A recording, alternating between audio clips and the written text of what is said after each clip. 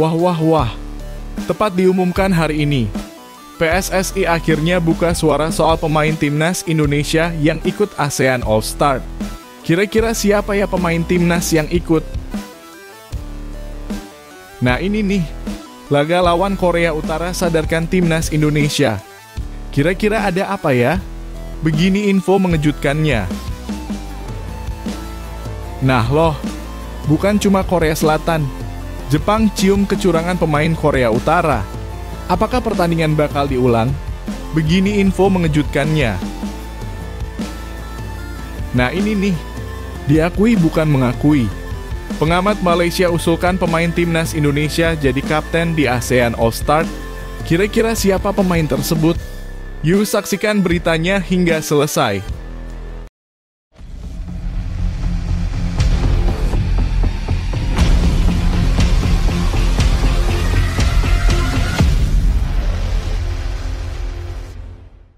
Mohon subscribe channel Timnasku Indonesia agar tidak ketinggalan informasi Timnas Indonesia. Laga lawan Korea Utara sadarkan timnas Indonesia. Alhamdulillah, meskipun hasilnya pahit, kekalahan telak timnas Indonesia U17 dari Korea Utara U17 di perempat final Piala Asia U17 2025 justru menjadi titik balik penting bagi perjalanan skuad Garuda Asia. Dalam dunia sepak bola, kekalahan bukan akhir segalanya, kadang justru menjadi cambuk yang paling jujur agar kita sadar dan memperbaiki diri sebelum melangkah lebih jauh. Timnas Indonesia U17 sejatinya tampil sangat meyakinkan di fase grup. 3 kemenangan atas Korea Selatan, Yaman, dan Afghanistan membawa skuad asuhan Coach Nova Arianto melenggang mulus ke babak 8 besar dengan status juara grup C, sebuah pencapaian yang pantas dibanggakan. Namun siapa sangka langkah mulus tersebut langsung terhenti secara menyakitkan. Garuda Asia harus mengakui keunggulan Korea Utara dengan skor mencolok 0-6 di Jeddah, Arab Saudi. Menurut pengamat sepak bola nasional, Muhammad Kusnaini, kekalahan ini justru menjadi momen penting untuk melihat ke dalam. Ia menegaskan bahwa meskipun berhasil menjuarai grup, performa Garuda Asia belum cukup untuk bersaing di level dunia. Masih banyak aspek fundamental yang harus dibenahi, mulai dari fisik, stamina, hingga mental bertanding. Laga melawan Korea Utara jadi semacam reality check bagi timnas U17. Gaya permainan lawan yang agresif, cepat, dan kuat secara fisik menunjukkan seperti apa level yang akan mereka hadapi nanti di Piala Dunia U17 2025 di Qatar. Jika Garuda Asia ingin berbicara banyak di ajang global, maka perbaikan secara menyeluruh harus dimulai dari sekarang. Kusnaini juga menyoroti kurangnya ketenangan para pemain saat mendapat tekanan. Kesalahan umpan, kehilangan bola, dan blunder fatal masih terlalu sering terjadi. Ini jelas bukan masalah teknis semata, tetapi juga menyangkut mental dan psikologis pemain di lapangan. Namun patut kita syukuri timnas Indonesia U17 tetap menjadi satu-satunya wakil dari Asia Tenggara yang berhasil lolos ke Piala Dunia U17. Ini adalah prestasi besar yang patut diapresiasi, tetapi bukan alasan untuk berpuas diri. Justru ini menjadi panggilan untuk bekerja lebih keras, lebih fokus, dan lebih disiplin lagi dalam mempersiapkan diri menghadapi November 2025 mendatang. Jadi, bagaimana menurut kalian, Sobat Sepak Bola Indonesia? Apakah kalian sependapat bahwa kekalahan ini adalah alarm penting bagi tim kita? Atau mungkin kalian punya pandangan sendiri terkait strategi yang seharusnya diterapkan? Yuk, tulis pendapat kalian di kolom komentar. Kita diskusi bareng demi kemajuan sepak bola Indonesia.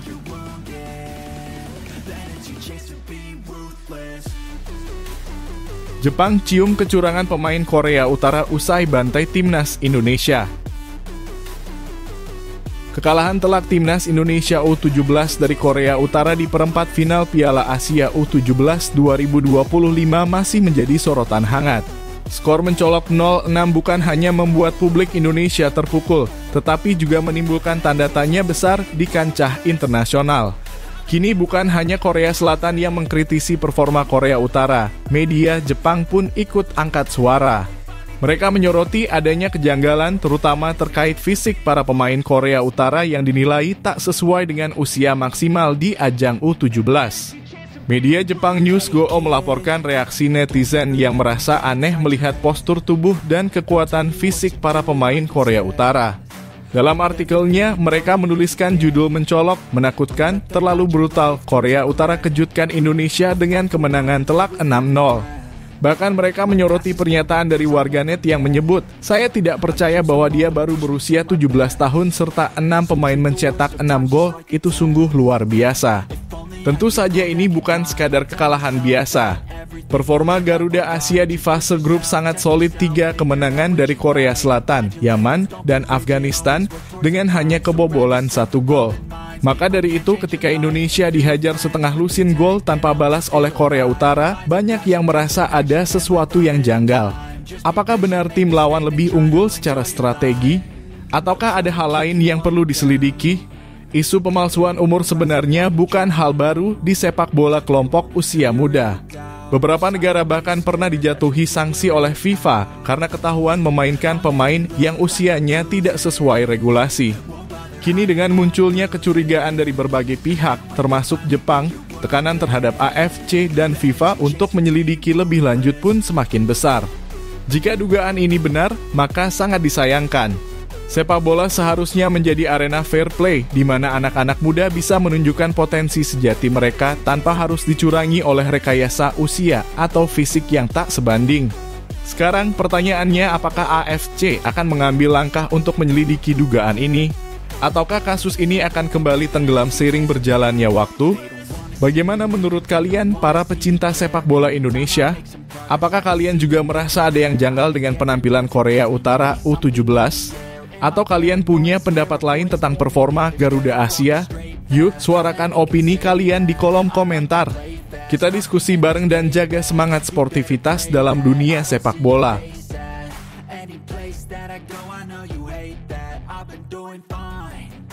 Keputusan PSSI untuk pemain timnas Indonesia di laga ASEAN All-Star.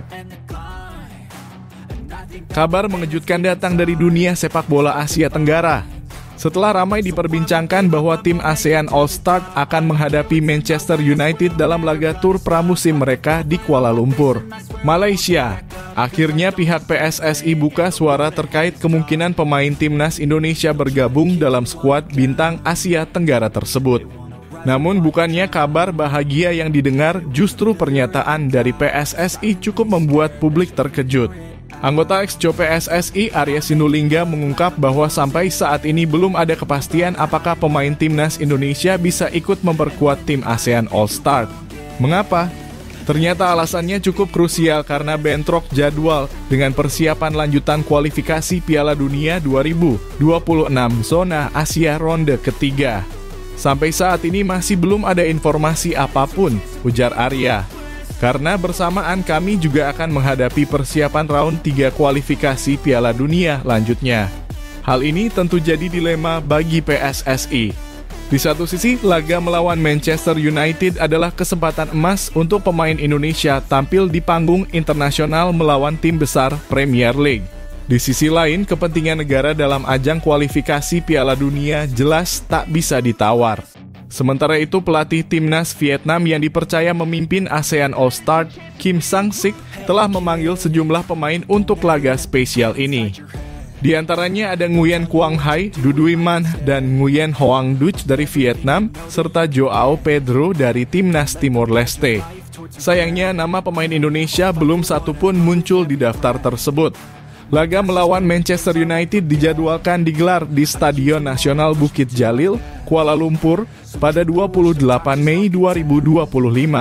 MU sendiri sudah mengumumkan tur pramusimnya ke Asia Tenggara sejak beberapa waktu lalu, dan pertandingan ini tentu jadi sorotan besar bagi penggemar sepak bola di kawasan ASEAN. Pertanyaannya sekarang, apakah PSSI akan mengizinkan beberapa pemain untuk ikut membela ASEAN All-Star? Ataukah akan fokus penuh ke agenda kualifikasi Piala Dunia 2026? Menurut kamu, apakah PSSI sebaiknya mengizinkan 1 atau 2 pemain timnas Indonesia bergabung ke tim ASEAN All-Star untuk melawan Manchester United? Ataukah lebih baik fokus penuh ke persiapan laga kualifikasi Piala Dunia demi menjaga peluang Garuda terbang ke pentas dunia? Yuk, tulis pendapat kamu di kolom komentar. Kita diskusi bareng soal mana yang lebih penting untuk sepak bola Indonesia ke depannya.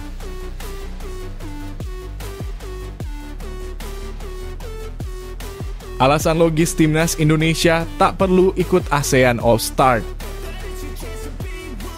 Ketika kabar soal laga ASEAN All-Stars melawan Manchester United mencuat, banyak yang langsung menyambut dengan antusias. Turnamen bertajuk Maybank Challenge Cup 2025 ini akan mempertemukan gabungan bintang Asia Tenggara melawan tim raksasa Liga Inggris. Digelar di Malaysia, laga ini bakal menghadirkan pemain-pemain dari Vietnam, Thailand, Malaysia, bahkan disebut-sebut akan melibatkan pemain timnas Indonesia. Tapi di balik euforianya, ada alasan kuat kenapa timnas Indonesia sebaiknya tidak ikut ambil bagian dalam pertandingan ini. Yang paling utama tentu saja adalah jadwal super pada timnas Indonesia. Laga ASEAN All-Stars dijadwalkan pada tanggal 28 Mei 2025. Sementara timnas Indonesia akan menghadapi laga super krusial melawan Cina pada 6 Juni 2025 dalam putaran ketiga kualifikasi Piala Dunia 2026. Ini bukan pertandingan biasa, ini adalah ajang resmi FIFA yang menentukan nasib Indonesia di pentas dunia. Keikutsertaan dalam laga uji coba yang tidak masuk kalender resmi FIFA jelas berisiko mengganggu fokus dan kebugaran para pemain utama Garuda. Tentu prioritas harus diberikan untuk impian besar lolos ke Piala Dunia. Selain soal jadwal, isu lain yang tak kalah penting adalah potensi Jay Itzes dijadikan kapten ASEAN All-Stars. Media Malaysia bahkan menyebutkan bahwa pemain belakang Indonesia itu adalah figur paling layak memimpin skuad gabungan ASEAN. Tapi pertanyaannya, apakah pantas jika pemain kunci Indonesia dialihkan ke laga non-resmi? Jay Itzes adalah salah satu tulang punggung tim yang sangat dibutuhkan saat laga melawan Cina dan Jepang nanti. Daripada memimpin tim uji coba, bukankah lebih baik dia fokus memimpin Garuda menembus sejarah? Dan jangan lupakan satu hal paling mendasar dalam sepak bola, risiko cedera. Para pemain timnas Indonesia saat ini menjalani musim yang padat, banyak di antaranya bermain di Eropa dengan intensitas tinggi. Bayangkan jika hanya karena laga persahabatan, pemain seperti Ivar Jenner, Sahaine Patinama, atau Rafael Struijk mengalami cedera yang membuat mereka absen saat kualifikasi. Bukannya mendapat pengalaman, justru Indonesia bisa kehilangan peluang emas di panggung dunia. Jadi, jelas bahwa keputusan untuk tidak ikut ASEAN All-Stars bukan karena Indonesia tidak menghargai ajang tersebut. Tapi demi fokus utama dan masa depan sepak bola nasional, inilah langkah yang paling masuk akal. Lebih baik mempersiapkan kekuatan penuh untuk laga-laga resmi daripada mengejar gengsi dalam laga eksibisi. Nah, kalau menurut kamu gimana? Setuju nggak kalau timnas Indonesia lebih baik fokus ke kualifikasi Piala Dunia daripada ikut ASEAN All-Stars? Yuk tulis pendapat kamu di kolom komentar.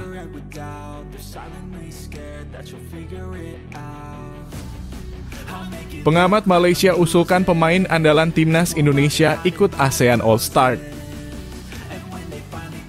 Pertandingan bertajuk Fun Match antara ASEAN All-Star dan Manchester United yang akan digelar di Stadion Nasional Bukit Jalil, Malaysia pada 28 Mei 2025 mendatang. Kini semakin panas dibicarakan.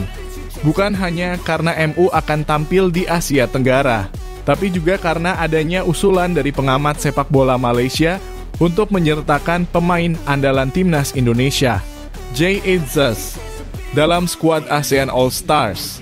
Nama Jay Itzes yang kini menjabat sebagai kapten timnas Indonesia dan bermain di kompetisi elite Italia diusulkan oleh dua analis ternama asal Malaysia, yakni Faiz Gurun dan Kes Sundaresan.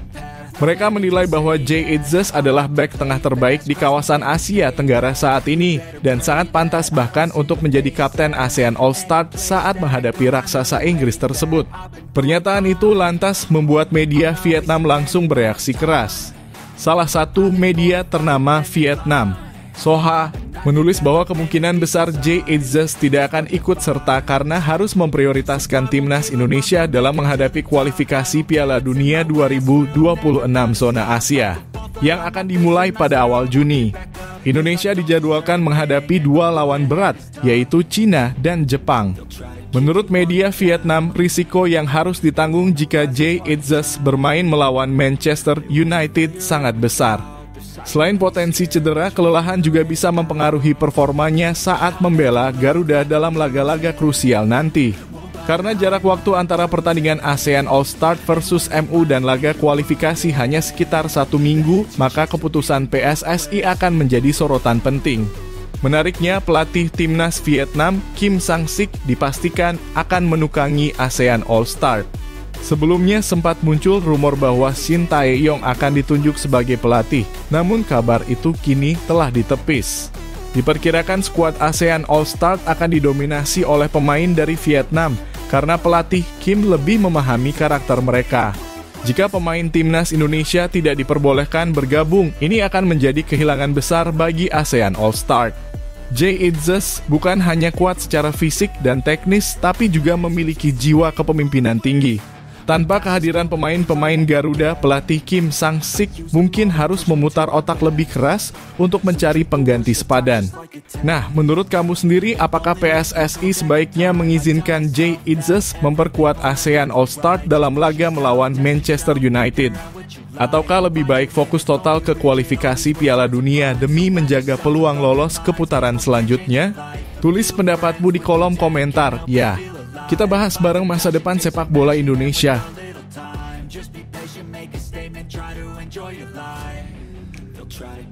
Pemuka adat Bali sampaikan hal mengejutkan agar timnas Indonesia lolos Piala Dunia. Peluang timnas Indonesia untuk lolos ke Piala Dunia 2026 kini makin menjadi perbincangan hangat di berbagai kalangan. Tak hanya dari para pengamat sepak bola atau mantan pemain, pandangan menarik justru datang dari seorang tokoh adat asal Bali, Jero Mangkumade Badra. Sosok yang juga pernah menjabat sebagai Kepala Dinas Kabupaten Badung ini memberikan pandangan yang benar-benar di luar dugaan. Melalui kanal YouTube Kambali Zutas, Jero Mangkumade Badra menyampaikan pemikiran mendalam soal perjalanan skuad Garuda di kualifikasi Piala Dunia. Ia mengapresiasi kerja keras pelatih sebelumnya Shin Tae-yong, namun menilai bahwa langkah pergantian ke Patrick Kluivert bukanlah keputusan keliru. Menurutnya, timnas Indonesia memang butuh move on dari zona nyaman dan berani melangkah ke jenjang lebih tinggi. STY sudah bagus membawa kita sejauh ini, tapi jangan hanya puas di situ. Harus ada satu langkah lebih maju agar kita bisa benar-benar tembus ke ronde 4 dan seterusnya, ucapnya. Yang menarik, Jero Mangku juga menyoroti pentingnya keselarasan visi antara pemain dan pelatih.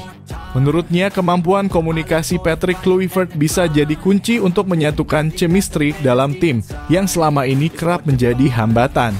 Antara pelatih dan pemain harus satu persepsi.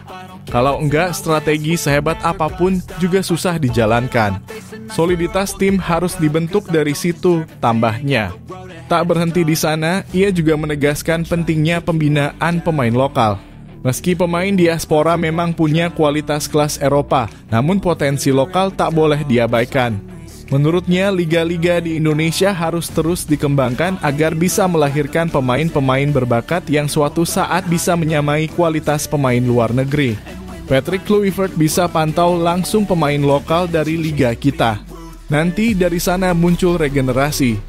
Yang penting kita kasih kesempatan mereka belajar dari pemain diaspora, ujarnya. Pernyataan dari pemuka adat ini benar-benar membuka sudut pandang baru. Ia tidak hanya bicara soal kemenangan di lapangan, tapi juga strategi jangka panjang untuk membangun sepak bola Indonesia secara menyeluruh. Nah, bagaimana menurut kalian? Apakah pandangan dari Jero Mangkumade Badra ini bisa menjadi kunci kebangkitan sepak bola Indonesia? Apakah timnas sebaiknya lebih banyak melibatkan pemain lokal atau tetap mengandalkan diaspora? Tulis pendapat kamu di kolom komentar ya. Ayo kita diskusi bareng demi masa depan sepak bola tanah air.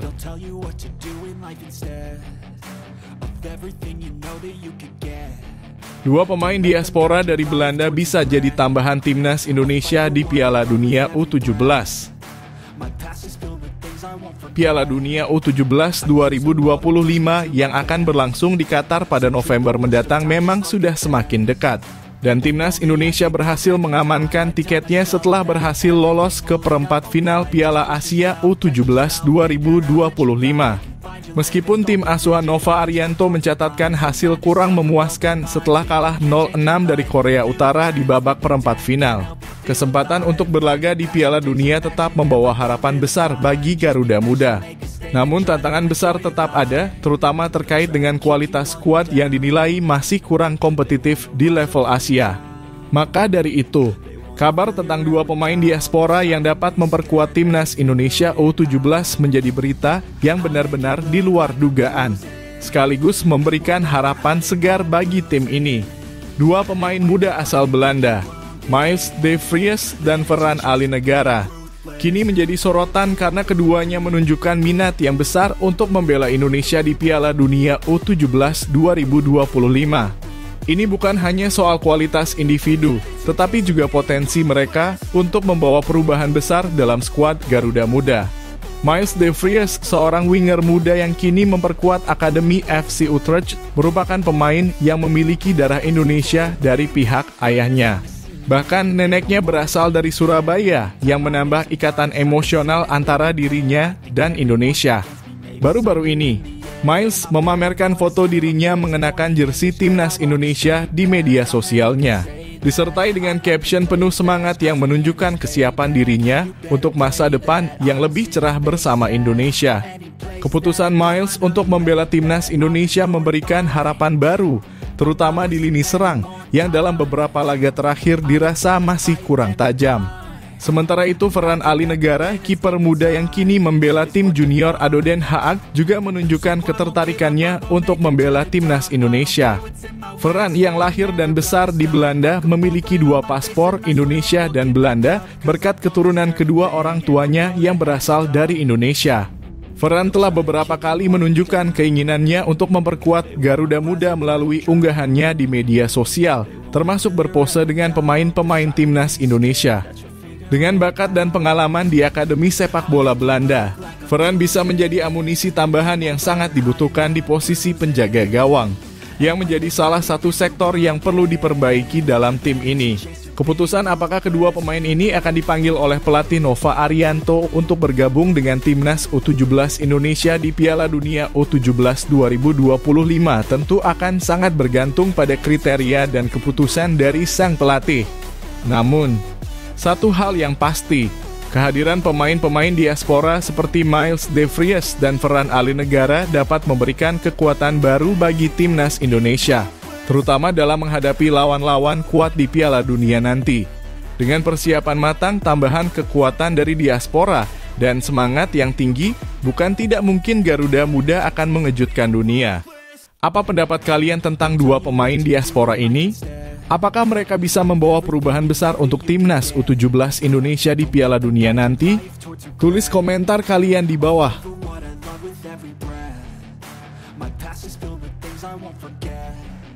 Erick Thohir apresiasi tim pelatih timnas Indonesia U17. Kekalahan telak 0-6 dari timnas Korea Utara di perempat final Piala Asia U17 2025 jelas menjadi pukulan bagi timnas Indonesia U17. Namun, di balik kegagalan tersebut, ada satu hal yang benar-benar di luar dugaan Erick Thohir. Ketua Umum PSSI justru memberikan apresiasi kepada tim pelatihan dan para pemain, termasuk pelatih Nova Arianto. Meskipun timnas Indonesia U17 harus terhenti langkahnya di ajang ini, apresiasi yang diberikan oleh Erick Thohir mungkin menjadi sinyal yang mengejutkan tentang masa depan pelatih yang sebelumnya diragukan ini. Kekalahan besar dari Korea Utara memang sulit diterima, terutama mengingat harapan yang begitu tinggi dari masyarakat Indonesia. Namun di tengah kekecewaan itu, pernyataan Erick Thohir seolah membuka perspektif baru. Erick menekankan bahwa pencapaian Garuda Muda, meski hanya mencapai perempat final, tetap patut diapresiasi karena tim ini berhasil lolos ke Piala Dunia U17 2025 lewat jalur kualifikasi. Bukan hanya berstatus tuan rumah seperti yang terjadi pada 2023. Ini menunjukkan bahwa proses yang dijalankan oleh tim pelatihan, termasuk pelatih Nova Arianto, tidak bisa dianggap remeh. Erick Thohir juga menambahkan bahwa tim pelatihan Timnas Indonesia U17 telah memberikan kebanggaan dan PSSI akan mempersiapkan mereka dengan lebih matang untuk Piala Dunia U17 mendatang. Pernyataan ini tentu cukup menarik mengingat di luar sana banyak yang mempertanyakan masa depan Nova Arianto setelah kekalahan besar ini. Beberapa pihak bahkan mengartikan pernyataan Erick Thohir ini sebagai sinyal bahwa posisi Nova Arianto sebagai kepala pelatih Timnas Indonesia U17 aman. Ini tentu menjadi berita yang cukup menggembirakan bagi Nova yang selama ini seringkali menjadi sorotan terkait hasil tim. Namun, Erick juga menegaskan bahwa evaluasi terhadap kinerja pelatih adalah hak penuh PSSI. Hal ini berarti bahwa meskipun Erick memberikan apresiasi, keputusan akhir tetap berada di tangan PSSI. Posisi Nova Arianto meskipun mendapatkan dukungan publik tetap bergantung pada evaluasi internal yang akan dilakukan oleh PSSI dalam waktu dekat. Selain itu, Erick juga menekankan pentingnya pembinaan yang berkelanjutan. Dengan adanya Piala Dunia U17 setiap tahun mulai 2025 dan Piala Dunia U20 setiap 2 tahun. PSSI berkomitmen untuk terus mengembangkan Timnas Indonesia, khususnya Garuda Muda, agar tetap bisa bersaing di level dunia. Menyadari tantangan besar yang dihadapi, PSSI berencana untuk memastikan program pembinaan tidak terhenti, baik di level junior maupun senior. Bagaimana menurut kalian tentang pernyataan Erick Thohir ini? Apakah ini sinyal bahwa Nova Arianto akan tetap dipercaya memimpin Timnas U17 di Piala Dunia 2025? Tulis pendapat kalian di kolom komentar.